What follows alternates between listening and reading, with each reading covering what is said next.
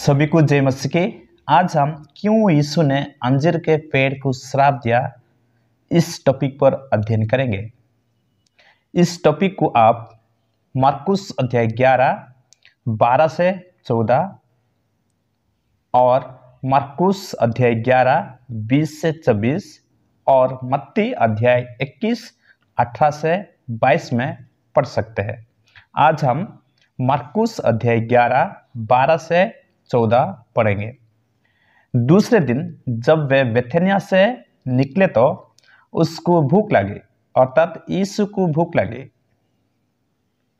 और वो दूर से अंजीर का एक हरा पेड़ देखकर निकल गया कि क्या जाने उसमें कुछ पाए, पर पत्तों को छोड़ कुछ ना पाया क्योंकि फल का समय ना था।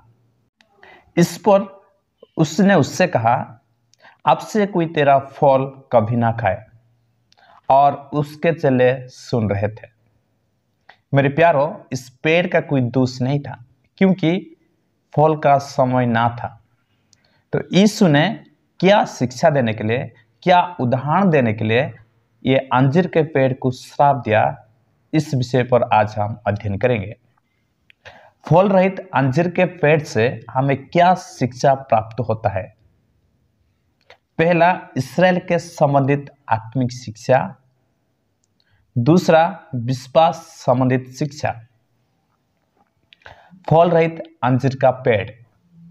मार्कुस अध्याय 11 12 से 14। यीशु मसीह रविवार के दिन यरूशलेम में विजय प्रवेश के बाद शाम को बेथानिया वापस जाकर रात वहीं गुजारा। मार्कुस अध्याय 11 का 11। अगले दिन सोमवार को प्रातः काल बेथानिया को छोड़कर जाते हुए यीशु को भूख लगी। यरूशलेम जाने वाले रास्ते पर यीशु ने एक अंजीर का पेड़ देखा जिस पर फल नहीं थे।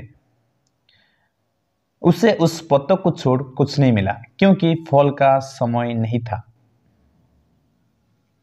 यीशु ने अंजीर के पेड़ को इस बात की व्याख्या करने या समझाने के उद्देश्य से श्राप दिया कि भविष्य में इस्राएल या यहूदी जाति के साथ क्या होने वाला था। यहूदियों को चेतावनी देने के लिए यीशु ने अंजीर के पेड़ को श्राप दिया था।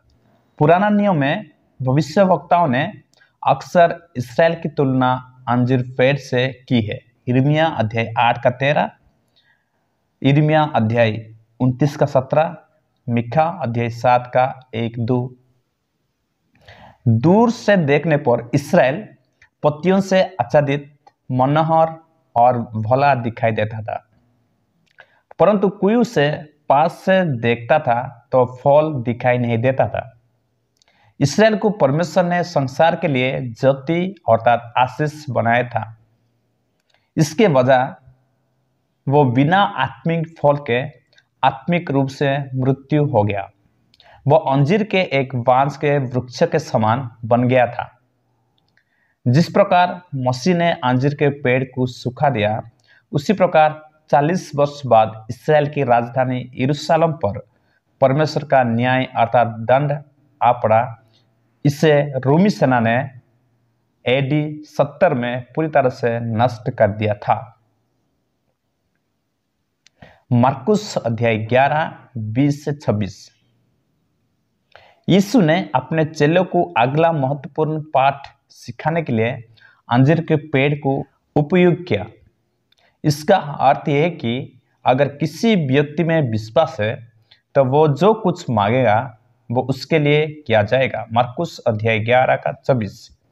अगर किसी व्यक्ति को विश्वास है और वो अंजीर के पेड़ से कह सकता है कि सूख जा, तो वो सूख जाएगा। यदि किसी व्यक्ति को विश्वास है और वो पहाड़ से कहे कि जाकर अपने आप को समुद्र में गिरा दे, तो ये हो जाएगा। यीशु का मतलब यह है कि यदि हम विश्वास से प्रार्थना करें तो परमेश्वर कुछ भी कर सकते हैं। सचमुच परमेश्वर के लिए सब कुछ संभव है। मार्कुस अध्याय 10 27।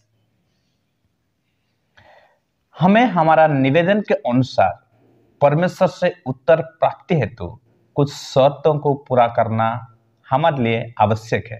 पहला, हमें विश्वास से प्रार्थना करना चाहिए। दूसरी, हमें परमेश्वर की इच्छा के अनुसार प्रार्थना करना चाहिए। पहला योना अध्याय 5, 14, 15।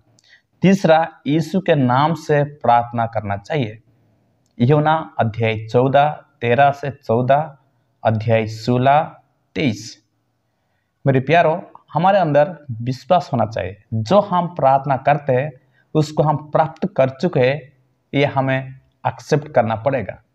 ये फल रहित अंजीर के पेड़ से हम दो शिक्षा प्राप्त करते हैं: इस्राएल के आत्मिक परिस्थिति और दृढ़ विश्वास। हमारा जीवन में हमें हमेशा फल उत्पन्न करना चाहिए और यीशु मसीह में विश्वास करते हुए हमें आगे बढ़ना चाहिए। हमारे जीवन में कभी विश्वास का कमी नहीं होना चाहिए।